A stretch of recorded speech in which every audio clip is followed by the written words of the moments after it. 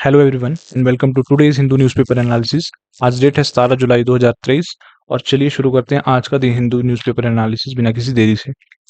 News start करने से पहले कुछ क्वेश्चन देख लेते हैं। ठीक है, फर्स्ट क्वेश्चन है कि जो which ministry is responsible for implementation of MP leads. ठीक है, ये स्कीम है member of parliament local area development scheme.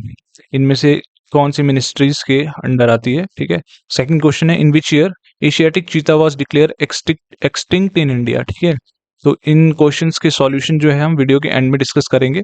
Third map based question देख लेते हैं। Which of the following north east state do not share boundary with Bangladesh. इनमें से 4 states north east की हैं, कौन सी स्टेट जो है बांग्लादेश के साथ अपना बॉर्डर शेयर नहीं करती है? ठीक है, तो इसे भी हम वीडियो के एंड में डिस्कस करते हैं। तो चलिए शुरू करते हैं आज का द हिंदू एनालिसिस।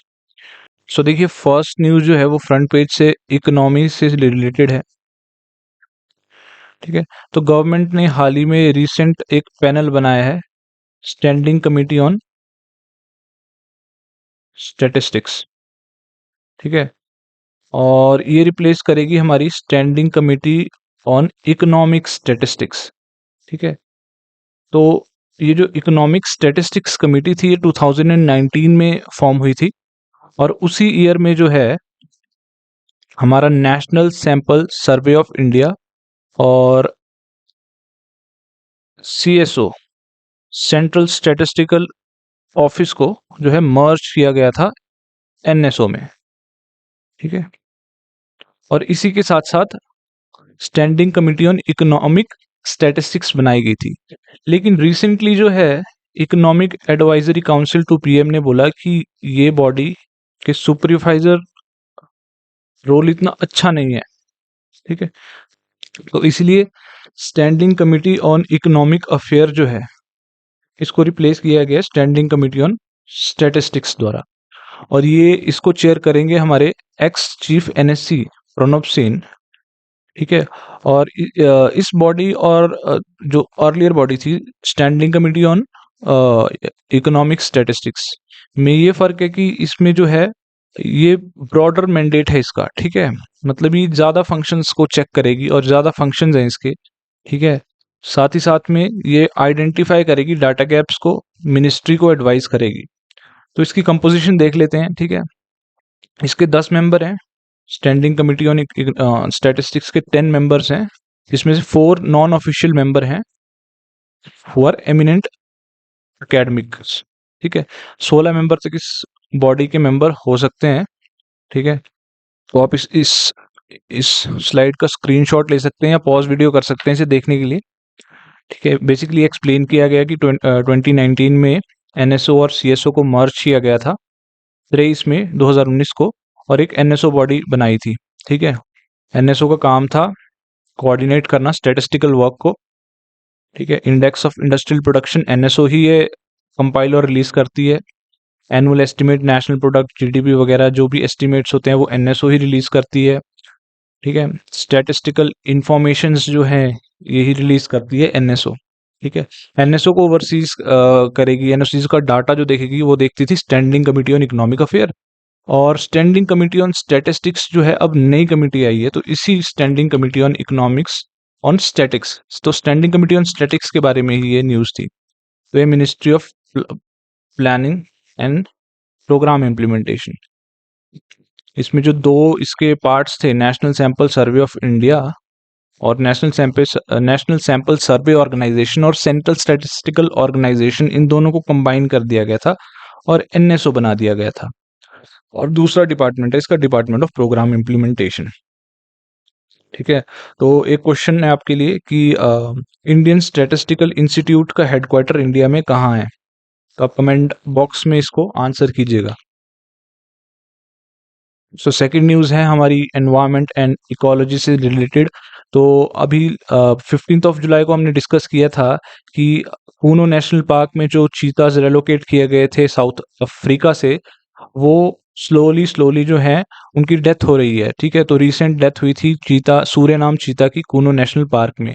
तो अभी जो है एक पैनल का जो है फॉर्मेशन हुआ है और इसमें जो है इनकी मेडिकल जांच की जाएगी कि क्या रीजन रहा है इनकी डेथ्स का।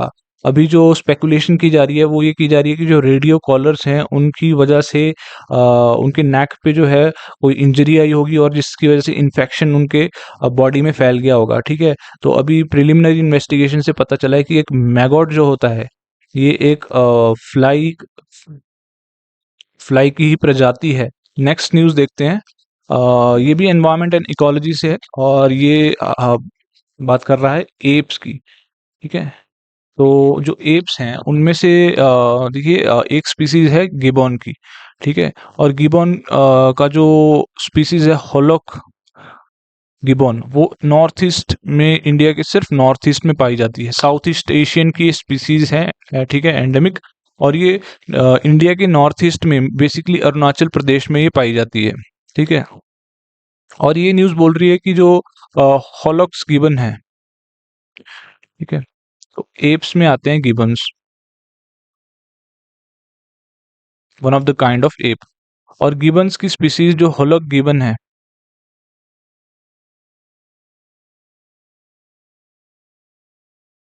तो ऐसे 20 मोर हैं।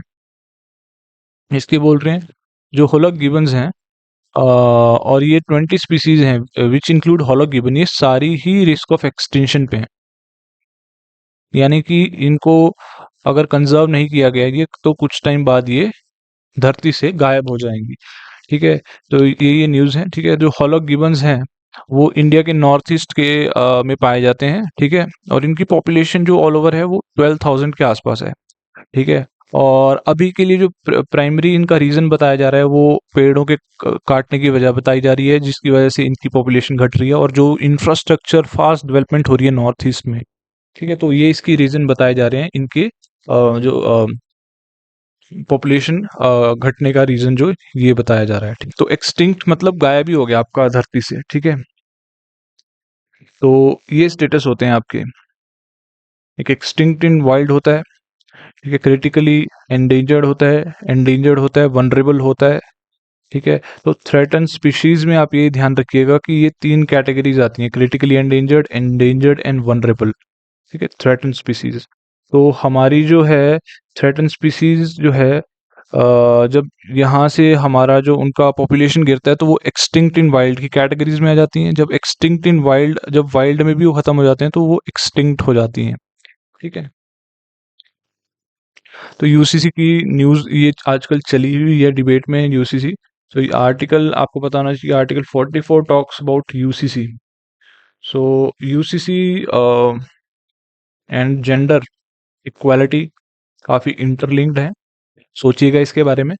ठीक है, और यहाँ पे आईआईटी से न्यूज़ है कि आईआईटी में जो है सिर्फ ये कह रहे हैं कि जो आईआईटी में वुमेन्स की रिप्रेजेंटेशन है वो बहुत कम है ग्लोबल रिप्रेजेंटेशन से। Around 10 to 11% of the total IITians are women. So काफ़ी जेंडर डिस्पैरिटी है आईआईटी में। इवन दो यहाँ पे बताया गया है कि जो आईआईटी है वो one of the premium institute of the India. So आप कमेंट बॉक्स में बता सकते हैं कि फर्स्ट आईआईटी कहाँ पे खुला था, कौन सी ईयर को खुला था। ठीक है, कौन सा आईआईटी है जिसकी इंटरनेशनल ब्रांच है और किस कंट्री में है। ठीक है, और चलिए नेक्स्ट न्यूज़ पे चलते हैं। ये न्यूज़ है ग्लोबल कॉर्पोरेट टैक्स G20। ठीक है, देखिए आपको पता है कि G20 की प्रेसिडेंसी 2023 में इंडिया कर रहा है और इंडिया के बहुत सारे गोल्स हैं G20 में। उनमें से एक गोल इंडिया रखना चाहता है कि जो यूनिफॉर्मिटी है ग्लोबल टैक्सेशन पे ऑन कॉर्पोरेट्स वो लाई जाए। तो देखिए एक कंसेप्ट है base erosion and profit shifting का। इसमें क्या होता है कि जो कंपनीज होती हैं, बिग कंपनीज, कॉरपोरेट हाउसेस, वो है टैक्स हेवंस में अपनी इंडस्ट्रीज जो हैं या बिजनेस जो है रेगुलेट करते हैं। और उन कंट्रीज में क्या होता है कि जो टैक्स जुरिडिक्शन होती है वो या तो लूज होती है और या तो वहाँ पे टैक्स बहुत ही कम होता है। उस टैक्स को इवेड करके जो करने को ही हम base erosion and profit shifting कहते हैं। ठीक है, तो इस पे अभी ग्लोबल यूनिफॉर्मिटी नहीं है। जैसे यूरोप 5% डिजिटल सर्विस टैक्स लगाता है, ठीक है। इक्वलाइजेशन लेवी है 2% का, इंडिया में भी है, ठीक है। पहले 6% था, ये शेयर पहले डिजिटल एडवर्टीजमेंट पे था, ठीक है। फिर इसमें 2% यूनिफॉर्म लगाया गया। ई कॉमर्स पे भी आया, ये ई कॉमर्स पे भी होता है, अमेजोन वगैरह पे। अभी ग्लोबल कंसेंसस की बात करें तो इसमें ओईसीडी ने अपना एक आइडिया पिच किया हुआ है, ठीक है। तो ओईसीडी के इस ग्लोबल टैक्स रिजीम के दो पिलर्स हैं, ठीक है। एक तो है कि मिनिमम टैक्स जो है वो 15% होना चाहिए, ठीक है, irrespective of where they set their home base. चाहे एप्पल है, बेशक आपकी एप्पल यूएस की कंपनी है, वो अगर इंडिया में भी ऑपरेट कर रही है तो वो इंडिया में भी टैक्स दे ना, बिकॉज वो ऑपरेट तो इंडिया में कर रही है, वो अपनी होम कंट्री में ही टैक्स क्यों दे, ठीक है।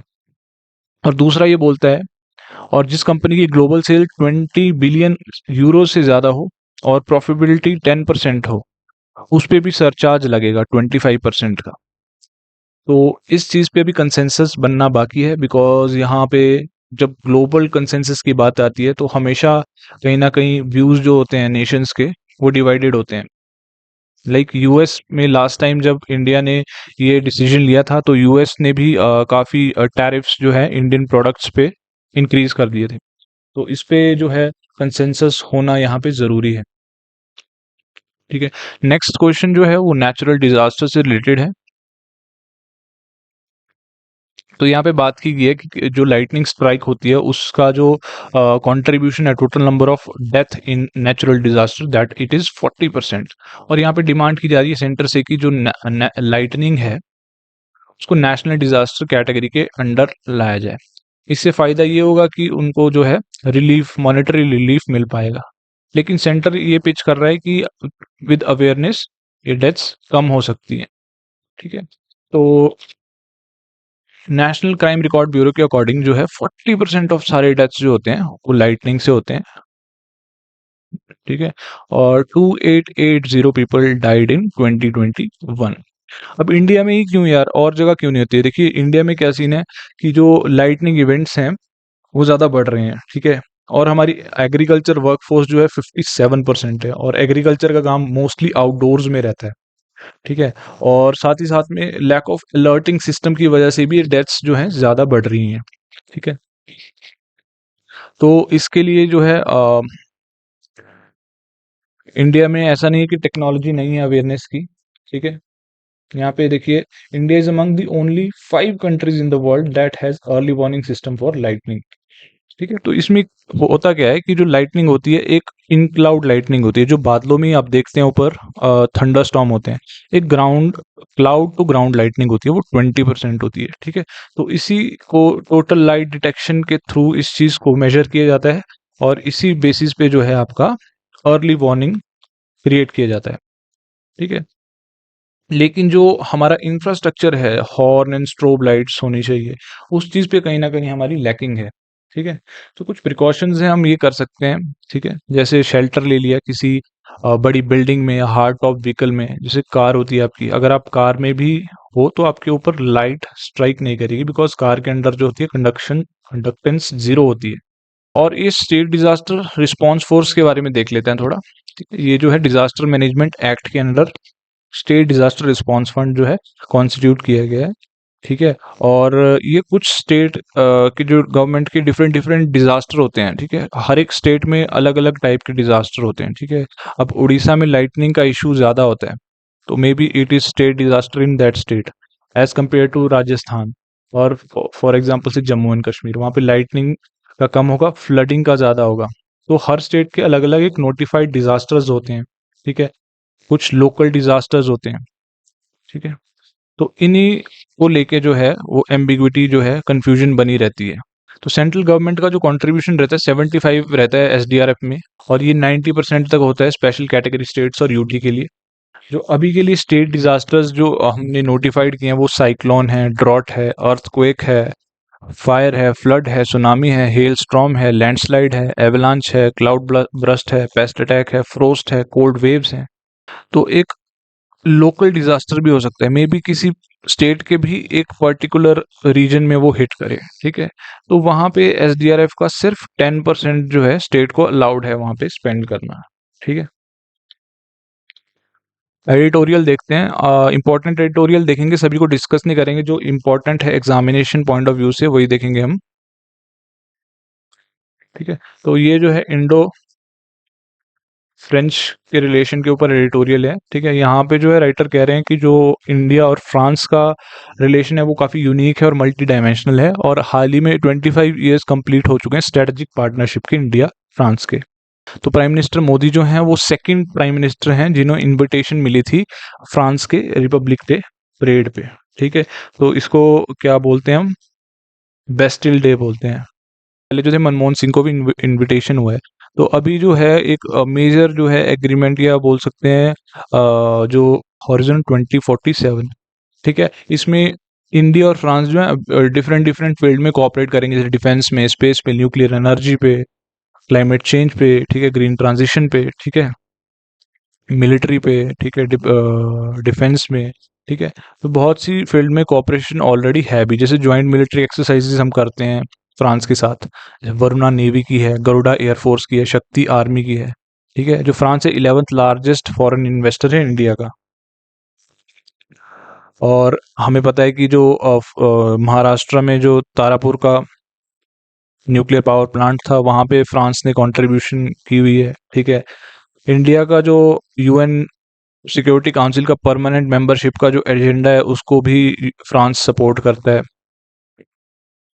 तो काफी मल्टी डायमेंशनल और काफी वर्सेटाइल जो है इन दोनों की रिलेशनशिप उभर के आ रहा है, ठीक है। तो चलिए क्वेश्चंस को है सॉल्यूशन डिस्कस कर लेते हैं। जो पहला क्वेश्चन था कि कौन सी मिनिस्ट्री के अंडर आपका एम्पीलैड स्कीम आती है, तो ये ministry of statistics and programme implementation के अंडर आती है, ठीक है। ये सेंट्रल सेक्टर स्कीम है, 1993 में ये लॉन्च हुई थी। इसमें एमपीज को 5 करोड़ दिया जाता है 2 इंस्टॉलमेंट में पर ईयर, ठीक है, और ये नॉन लैप्सेबल फंड होता है। लोकसभा का जो एमपी है वो अपने कॉन्स्टिट्यूएंसी के डिस्ट्रिक्ट में जो है वर्क करवा सकता है। जहां तक की बात करते हैं अगर हम राज्यसभा के एमपी की, वो अपनी रिस्पेक्टिव स्टेट में कहीं भी काम करवा सकता है। और अगर बात करते हैं हम नॉमिनेटेड मेंबर की, वो कहीं भी, एनीवेयर इन इंडिया, इंडिया में कहीं भी वो काम करवा सकते हैं। सेकंड क्वेश्चन है इन which year Asiatic cheetah declare extinct, तो ये 1952 में एक्सटिंक्ट हो गए इंडिया से, ठीक है। जो अफ्रीकन चीता जो अभी हमने रेलोकेट किए गए हैं उनकी आईयूसीएन की स्टेटस की बात करी जाए तो वो रेड लिस्ट में वनरेबल में आते हैं, ठीक है। और ये साइज में बिगर या बड़े होते हैं एशियाटिक चीता से, ठीक है। 6000 से 7000 अभी ये चीता टोटल हैं, ठीक है। मैप बेस्ड क्वेश्चन की बात करते हैं तो ये देखिए, ये रहा बांग्लादेश, मेघालय भी यहाँ पे इसके साथ शेयर करती है बाउंड्री, ठीक है। आसाम शेयर कर रही है, यहाँ पे देखिए त्रिपुरा शेयर कर रही है, देखिए मिजोरम शेयर कर रही है, लेकिन Manipur does not share boundary with Bangladesh, ठीक है। तो इसका आंसर है Manipur, Manipur is in news. Okay, so thank you यार वीडियो देखने के लिए, और प्लीज़ आप सब्सक्राइब करिए और शेयर करिए वीडियो को अगर आपको ये कंटेंट हेल्पफुल लग रहा है, और वीडियो को लाइक कीजिए ताकि ऐसी वीडियोस और आती रहें। Thank you very much.